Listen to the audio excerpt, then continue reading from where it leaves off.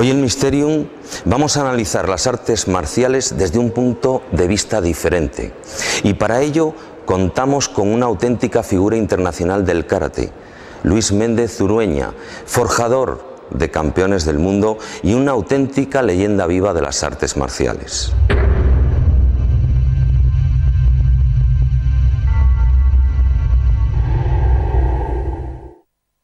Nos encontramos en el gimnasio Shotokan con Luis Méndez. Luis Méndez, buenas noches y bienvenido a Mysterium. Buenas noches. Bueno, pues da gusto estar contigo, eres una auténtica leyenda viva del karate nacional. ¿Cuántos años llevas? Pues empecé en el año 65, no federado, y me federé en el año 68, es decir, un montón de años ya. ¿Has ocupado cargos de la Federación Española? Sí, efectivamente sí.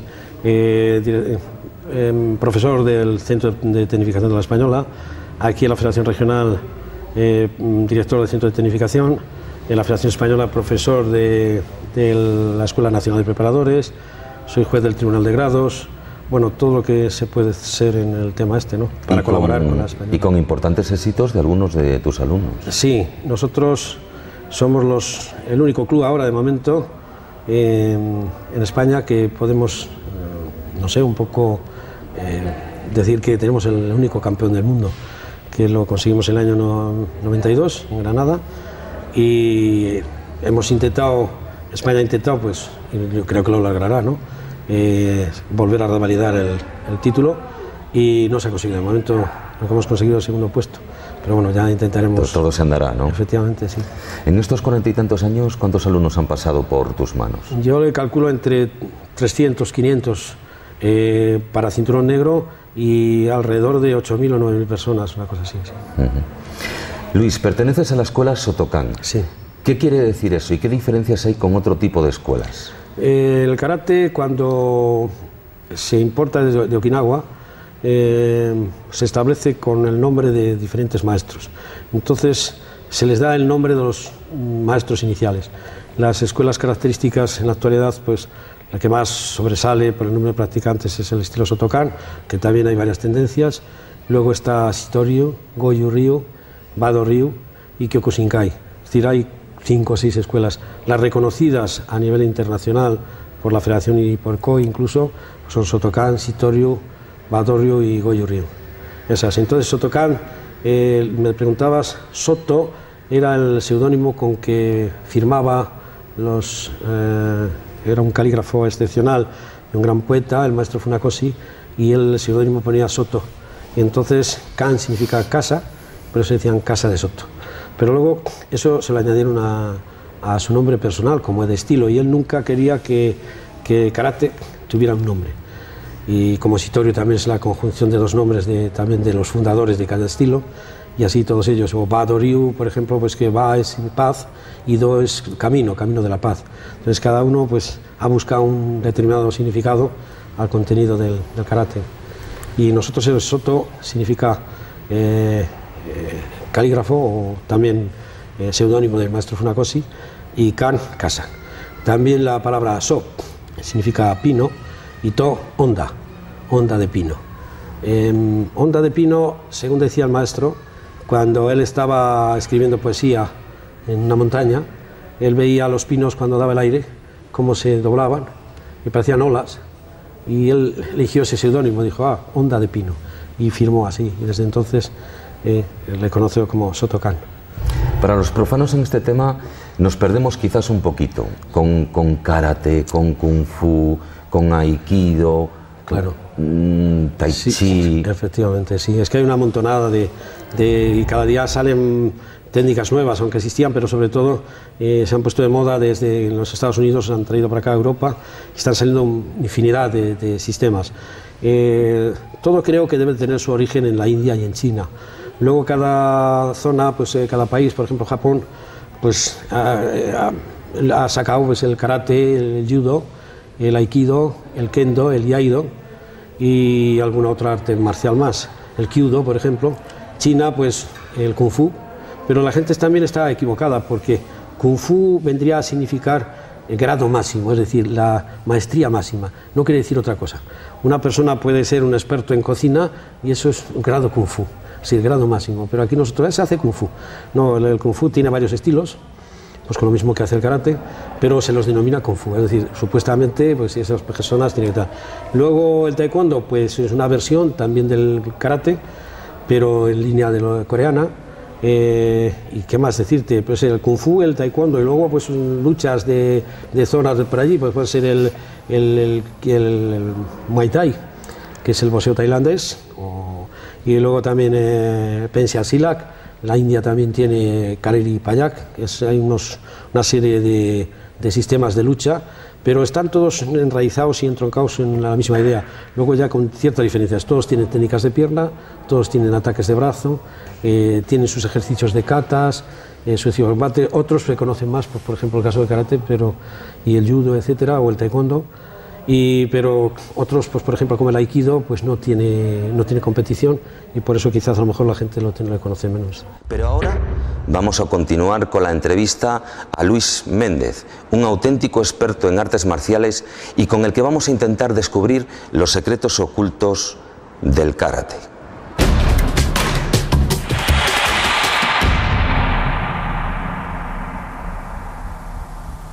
Y yo creo que hay una diferencia esencial y abordamos un poquito ya la temática que más nos ocupa en este programa, ¿no?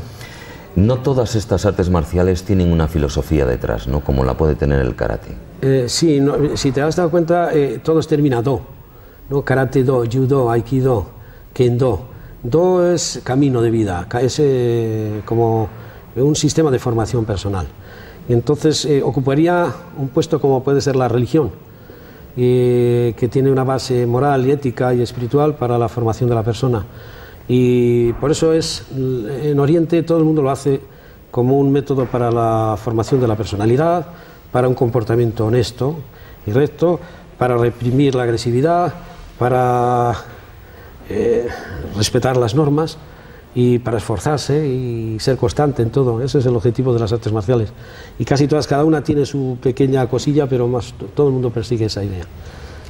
Hay un gran respeto al maestro y además ahí se pide permiso para entrar. Ajá. Hay ejercicios de silencio interno. Sí. Eso ya conlleva... Sí, es una parte, bueno, podríamos decirlo, mística. Todas las artes marciales pretenden pues ingresar dentro, meterse uno dentro mismo, ¿no? Una introspección.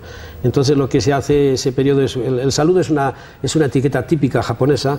Se saluda al sitio donde tú vas a hacer trabajo, pero también en las empresas japonesas entra la gente y hace la reverencia. Nosotros hemos perdido ya esa etiqueta de una pequeña inclinación y ya nos damos la mano, una palmada de la espalda, pero ellos siguen todavía por esa leve inclinación.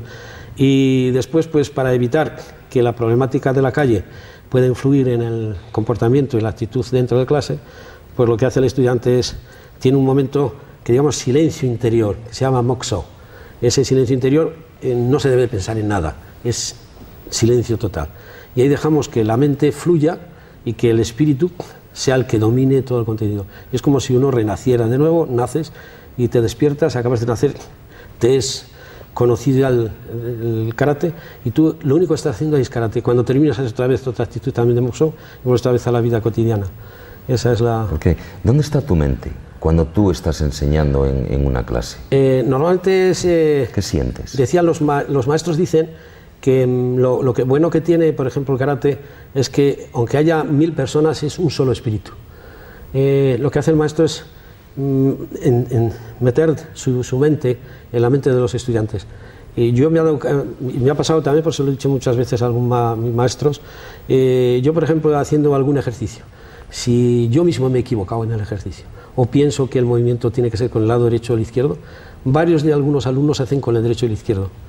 Es decir, hasta qué punto puede influenciar, no lo sé, pero de unos años hasta ahora sí he notado eso y se lo preguntaba a mis maestros. Sí tiene que ver porque hay una especie de conexión entre la mente del estudiante y la mente del maestro. Y entonces es posible que ese pequeño equívoco, como él no solamente está pendiente de tu orden para ejecutar la acción, sino que también está pendiente de tu pensamiento de alguna manera, pues ya no se sabe, pero algo se transmite. Y muchas veces lo digo yo, no te has equivocado tú, me he equivocado yo, le digo. Es como si existiese una unión de mentes, una unión de espíritus, y como si se moviesen energías intangibles. Ahí en el karate se mueven energías intangibles. Nosotros hay una cosa que llamamos ki, y también llamamos kime, y todo termina o isuki, kime, kiai. Ki es la energía, como chi en chino, ¿no? Entonces lo genera el cuerpo, pero existe tal cual en el propio aire. Muchas veces los orientales dicen, es que ustedes no saben respirar, ustedes solamente cogen oxígeno, pero no ki, no chi. Entonces cuando se hacen los movimientos, uno tiene que al respirar, existe igual que existe esa parte pequeñita de energía, tiene que entrar. El cuerpo cuando la necesita para la salud, la utiliza para la salud, como cuando en una casa se necesita para pagar las deudas, no se gasta. Lo primero que hace es para pagar las deudas, ¿no? Y luego lo que sobra, pues a lo mejor para comprar alguna cosa. Y la energía es igual, genera energía, y esa energía que genera mantiene al cuerpo saludable, tanto a nivel mental como físico. Y es lo que, por eso están realizando Ki-Hon, o sea, están buscando la energía a través de movimientos. Pero la energía no solamente la realiza el cuerpo, sino es a través de la respiración entra, y esas pequeñas partículas de energía, de Ki, son las que son capaces de hacer muchas cosas que vemos en televisión, rompimientos o cosas un tanto extrañas para el resto de la gente. Precisamente era una de las cosas que te quería preguntar. Tú que has tenido la oportunidad de estar con grandes maestros, hemos oído comentar de que incluso algunos son capaces de desplazar a otras personas sin tocarles. Pero antes de que me contestes, vamos a escuchar unos breves consejos y enseguida volvemos. Seguimos con Luis Méndez en el Centro Sotokan. Luis, tú has tenido oportunidad de estar con grandes maestros. ¿Cómo han sido tus experiencias con ellos? Pues desde luego son cosas inolvidables. Primero por su nivel de comprensión, su actitud, su humildad, y luego su capacidad y su energía. Siempre se ha dicho que los maestros y que el karate y las artes marciales tienen un contenido místico y de energía interior muy fuerte, y efectivamente yo he podido comprobar, y luego también de las anécdotas y datos pero fidedignos que se hablan de ellos, cosas tremendas. El maestro Egami, dentro de la escuela Sotokan, de línea Sotokai, según se decía, el fotógrafo que intentaba realizar las fotos era incapaz de dar a la fotografía, al interruptor, para producir la foto, porque su vista, su mirada era tan penetrante que le bloqueaba. Y ya no, yo por ejemplo, el maestro Ueshiba no he podido conocerle, sí a su hijo Kisomaru, pero se decía que él era capaz de retener la entrada de un adversario solo con mirarle, era imposible de tomar la iniciativa.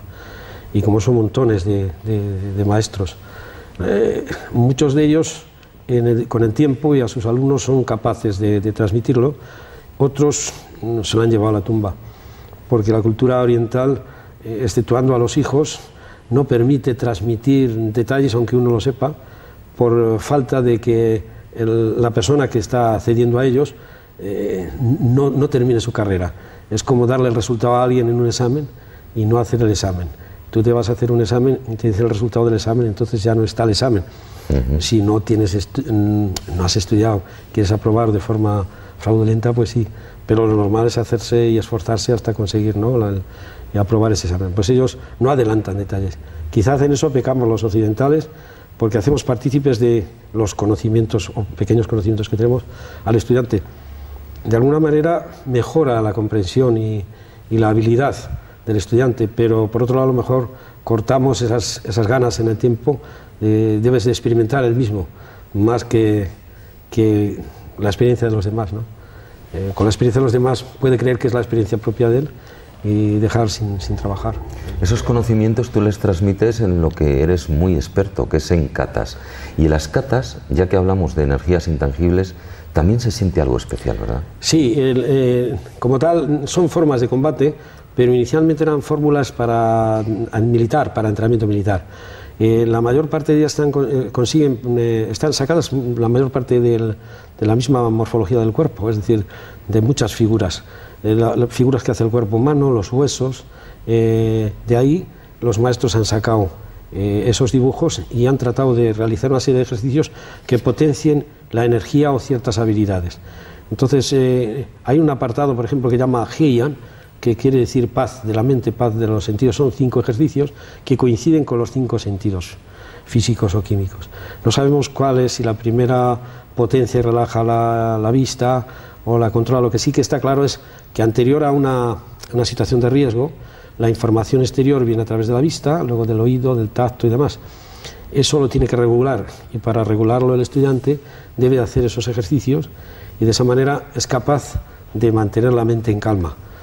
Incluso esas energías, me comentabas antes, que también producían curación. Sí, efectivamente. Los katas en sí son ejercicios para la curación. Todas ellas tratan de controlar la energía, el ki, o el chi que hablan los chinos. Con una serie de ejercicios provocan que el organismo sea capaz de luchar pues, contra... hoy hablan de las radicales libres y de la oxidación del cuerpo, a través incluso del oxígeno. Mediante los ejercicios retrasan esa oxidación, luchan a través de... pues ahora hay alimentos, también a través de los alimentos, pero a través del ki, y el ki es a través del propio oxígeno, solo respirado puede provocar esa oxidación, esas radicales libres a través de lo que es el medio ambiente. Los katas lo que procuran es ralentizar, incluso evitar. Y eso es un detalle del karate que la gente no sabe, y que de muchas artes marciales, y que debían de tenerlo en cuenta, porque se evitarían muchísimas enfermedades. Lo que hacen las artes marciales es regular lo que los chinos y la gente más conoce así, el yin y yang, la parte positiva y negativa, eso lo regula al 100%. Entonces independientemente del tema de la lucha, porque a nosotros siempre nos catalogan gente que hace artes marciales, seguramente es porque tiene algún problema de timidez, o porque le gusta mucho la pelea, y yo creo todo lo contrario. La gente que le gusta ver el fútbol no quiere ser futbolista, o la gente que ve el baloncesto, pero no quiere ser esa profesión, ¿no? Sino simplemente le encanta eso y le gusta. Entonces, la gente que hace artes marciales es porque se siente atraída a nivel espiritual. La gente, me acuerdo, decía el maestro Funakoshi, el karate es el arte de los hombres virtuosos. Y entonces se trata de buscar la virtud a través de las artes marciales, ¿no? Y claro, eso es lo bonito. Y claro, la gente solamente ve la parte física, la parte de pelea, y eso es un periodo que quizá los maestros, como decía el maestro Nakayama, se han equivocado, tratando de enfocarlo más en pelea, es más atrayente, y la gente joven, pues yo me puedo aprender a defenderme, y tal, y entonces atrae más. Luego te das cuenta que eso es secundario, es como una ramita pequeña en un gran árbol, nada, con 4 hojitas. Lo importante es luego el tronco y las grandes hojas, y sobre todo las ramas, ¿no? No tiene nada que ver. Es necesario. Hablabas de secretos y de secretos en Japón. En la Segunda Guerra Mundial se utilizaron a prisioneros de guerra para practicar técnicas tanto para matar como para inmovilizar, incluso para reanimar. Justamente sí. Lo contrario. Y estuvieron secretos hasta que se hizo una especie de papiro secreto, por llamarlo de alguna manera, hasta el año 1949, con esos puntos vitales, ¿no? Sí. ¿Qué conocimiento tienes sobre este tema? Sí, muchos que han estado en la guerra, de mis maestros, sí que me han hablado. Les daba un poco de apuro, porque claro, no sé, quizás en aquella época actuar de esa forma, quizás no es porque no tuvieran la moral suficiente o la ética suficiente, pero creo que a lo mejor la actitud en la guerra era lógica, y sobre todo en Japón, que siempre ha sido un pueblo muy guerrero, y que eso era parte de la propia guerra, es decir, no se concebía actuar de otra manera sino que de esa. Entonces tampoco se les puede de alguna forma echar mucha la culpa, ¿no? Pero ellos están avergonzados. Sí que utilizan prisioneros para comprobar la eficacia de las técnicas, que en habilidad, e incluso se decía, bueno, si le ganas, sales libre. Yo eso me lo he encontrado. Muchas veces mis maestros me decían, qué vergüenza, ¿verdad? Dice, pues era así. Había jefes que mandaban actuar así. Y se comprobaron, y efectivamente se veía la eficacia. Y desde luego también eso, y luego el tema de las curaciones. Gente con enfermedades bastante fastidiosas, y a través de la práctica de algún arte marcial, no solo han mejorado, sino que incluso se han curado. Luis Méndez, ha sido un auténtico placer que hayas compartido tus experiencias y conocimientos con nosotros. Así que darte las gracias por habernos acompañado en Mysterium. Muchísimas gracias a vosotros. Y ustedes, espero que hayan aprendido por lo menos lo que yo he aprendido hoy. Nos hemos acercado a las raíces, a la esencia de las artes marciales, y seguramente que puedan haber descubierto una cosa: son muy parecidas al ser humano. Cuerpo físico, espiritualidad y mente se aunan en las artes marciales.